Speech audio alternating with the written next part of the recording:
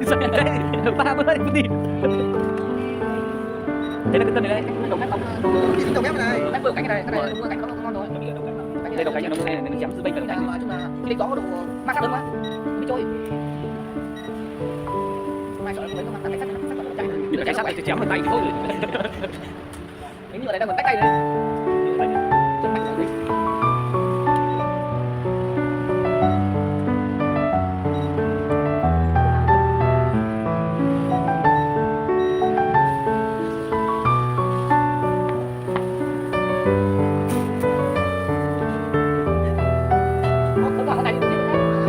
Đủ rồi. Sao đi được bao đi được. Dao dọc nữa.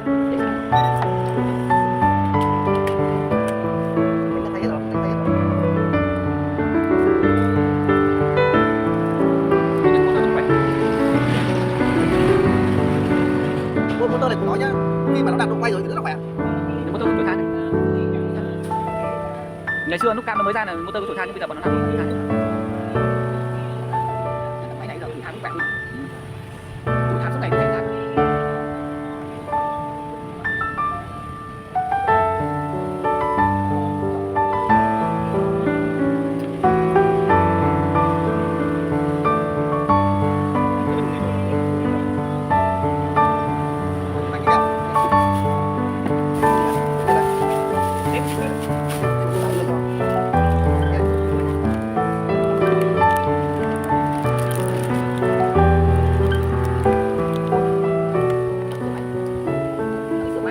Mình bảo giỏi là nuôi những con đi rồi. Làm được không? Chắc là đừng mua đâu đấy.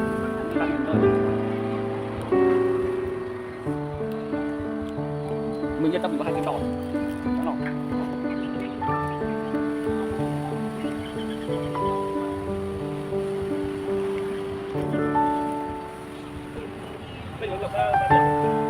Mà không vào vâng. Mà cái đợt 5 tô vậy thôi. Mà có bạc đẹp kéo.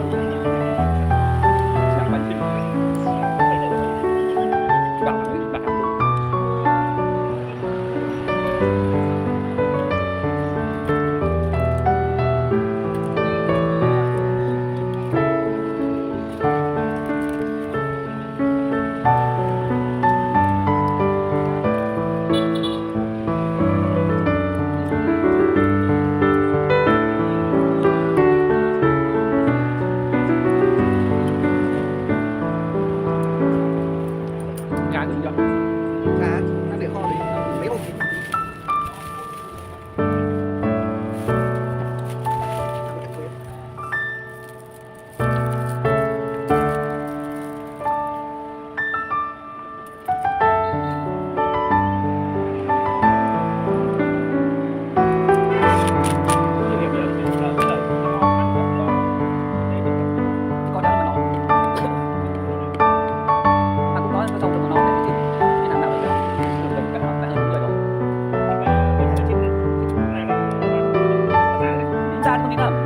Nếu mà như ở Lâm Thôn mà ở dân tộc nhá, là tuổi tao tuổi mày này mẹ chúng nó gọi bằng ông hết rồi đấy. Các bạn mình ở đây đứa dân tộc của mẹ giờ cháu nó lớn tướng rồi, đến ông từ đời rồi. Mình cứ cảm tưởng mình còn trẻ, thật ra là mình nhiều tuổi rồi, phải đeo mấy rồi nhá.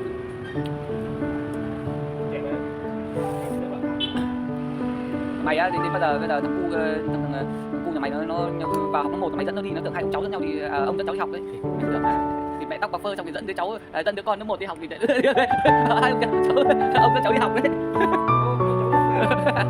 Ông dẫn cháu đi học kìa chứ.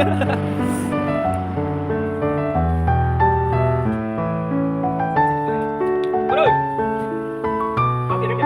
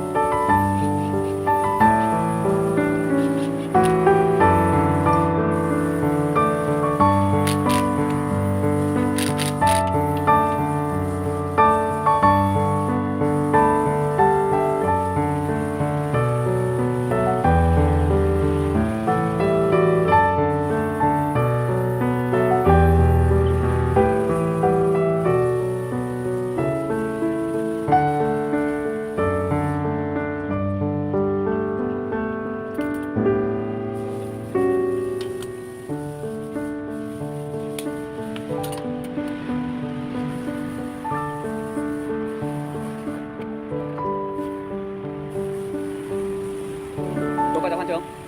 Ngoài tiền lượng.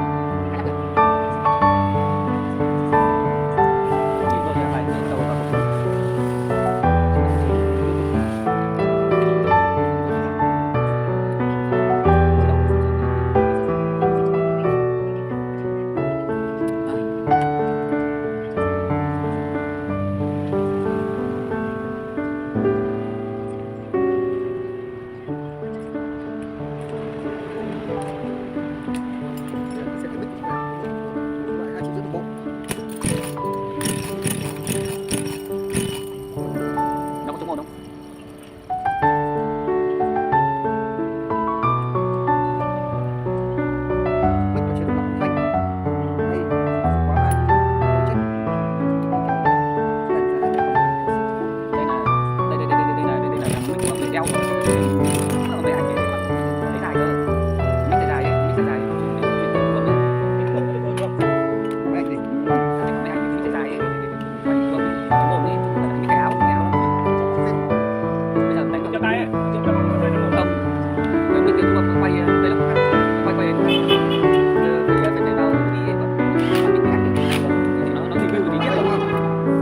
Đấy, vậy thì nói như vậy. Vào nói nó review mình biết là nó tốt là nó không. Có lần đi sửa. Nó tăng cái thôi. Ông ở đây nó đổ nhảy vào trong chế vào.